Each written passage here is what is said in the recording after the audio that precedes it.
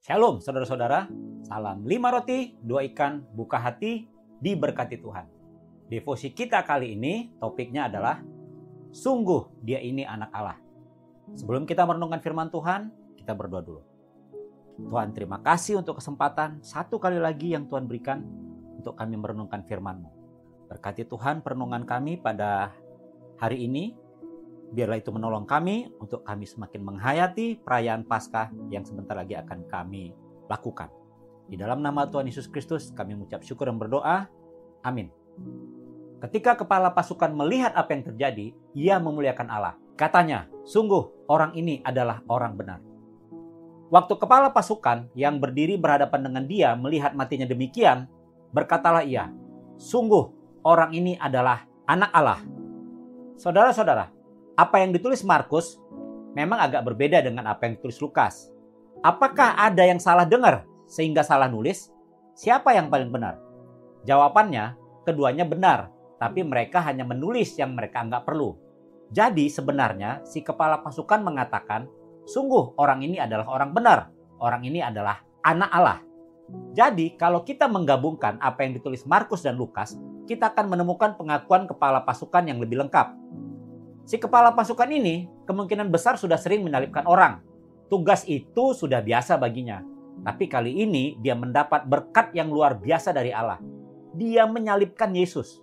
Itu adalah berkat bagi dia, saudara-saudara. Saudara-saudara, ada kalanya Allah berbicara kepada manusia bukan melewat kata-kata secara langsung.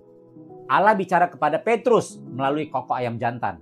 Allah bicara pada Yunus lewat badai dan ikan besar. Allah bicara pada Simson lewat pengkhianatan Delila dan lewat penderitaannya. Kali ini Allah bicara pada si kepala pasukan tidak secara langsung, tapi lewat kematian Yesus. Apa yang dilihatnya? Tentunya dia melihat bagaimana Yesus mati. Tapi sebenarnya lebih dari itu, saudara-saudara.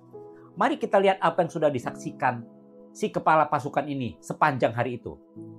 Yang pertama, dia melihat mujizat terakhir Yesus. Karena dia yang menangkap Yesus di Taman Getsemani. Yang kedua, dia melihat tanda-tanda alam sebelum Yesus mati. Ada gelap gulita selama 3 jam dan terjadi gempa bumi.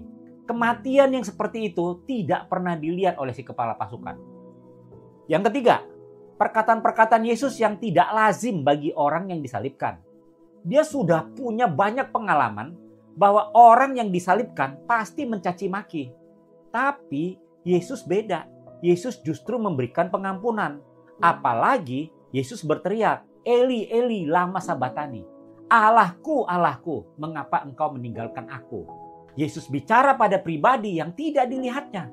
Yesus bicara pada Allah. Yesus berteriak pada Allah. Ini membuat si kepala pasukan itu berpikir dengan serius. Nah, yang keempat, dia juga sudah memikirkan seharian alasan kenapa Yesus disalibkan. Yesus mengaku-ngaku sebagai anak Allah. Awalnya dia pasti ikut tertawa-tawa mengejek Yesus. Ingat saudara-saudara, prajurit Roma yang memasang mahkota duri dan mengejek-ngejek Yesus. Bahkan sampai saat Yesus disalibkan pun mereka masih mengolok-olok dia. Tapi puji Tuhan, Allah berkenan berbicara kepada dia. Meskipun dia sudah menghina Yesus, mencambuk Yesus, dan menyalibkan Yesus. Tapi Allah bicara bukan lewat kata-kata secara langsung, tapi melalui semua proses yang dia lihat itu sejak dari Getsemani. Dia melihat dan dia berpikir, kok rasa-rasanya nggak mungkin Yesus ini cuma ngaku-ngaku doang. Yesus ini pasti benar-benar anak Allah. Saudara-saudara, banyak orang yang bilang bahwa pengakuan si kepala pasukan ini hanya bersifat verbal saja, hanya kata-kata saja, bukan pengakuan yang berasal dari dalam hatinya. Nah, saya nggak setuju pendapat itu. Menurut saya, si kepala pasukan benar-benar percaya dan diselamatkan. Ada 2 alasan saya.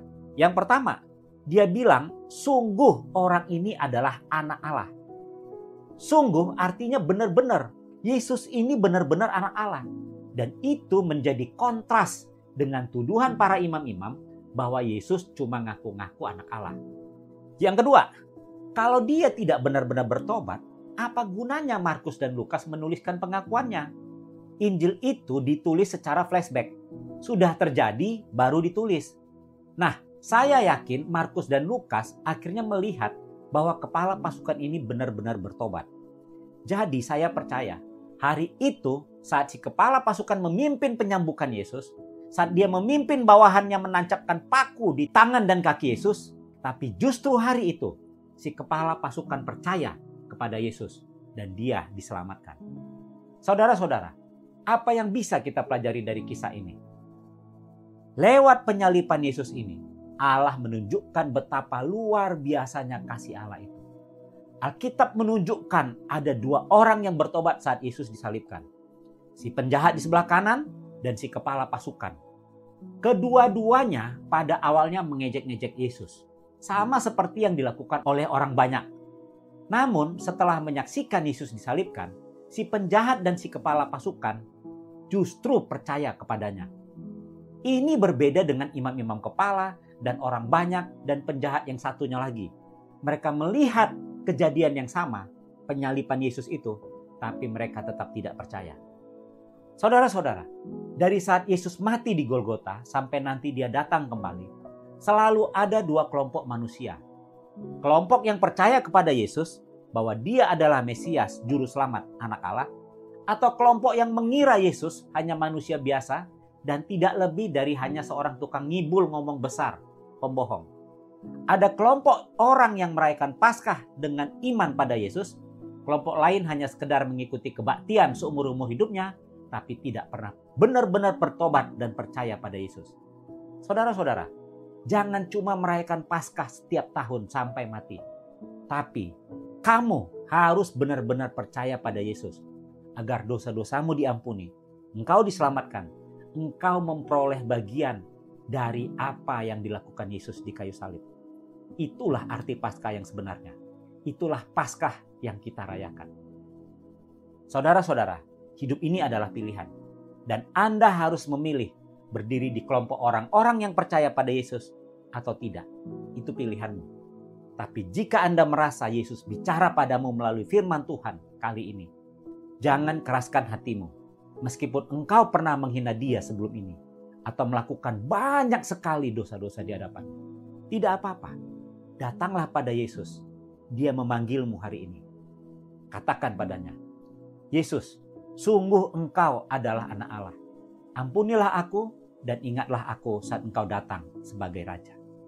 Saudara-saudara, percayalah pada Yesus hari ini dan biarlah dirimu diselamatkannya. Mari kita berdoa. Tuhan, terima kasih untuk firman-Mu. Kiranya Roh Kudus menggerakkan hati kami semua agar kami sungguh-sungguh bisa percaya pada Tuhan Yesus dan kami berbagian di dalam keselamatan yang Kau kerjakan di kayu salib. Karena itulah arti Paskah yang sebenarnya. Di dalam nama Tuhan Yesus kami mengucap syukur dan berdoa. Amin. Paskah bukan sekedar perayaan. Paskah adalah beriman pada Yesus dan memperoleh keselamatan.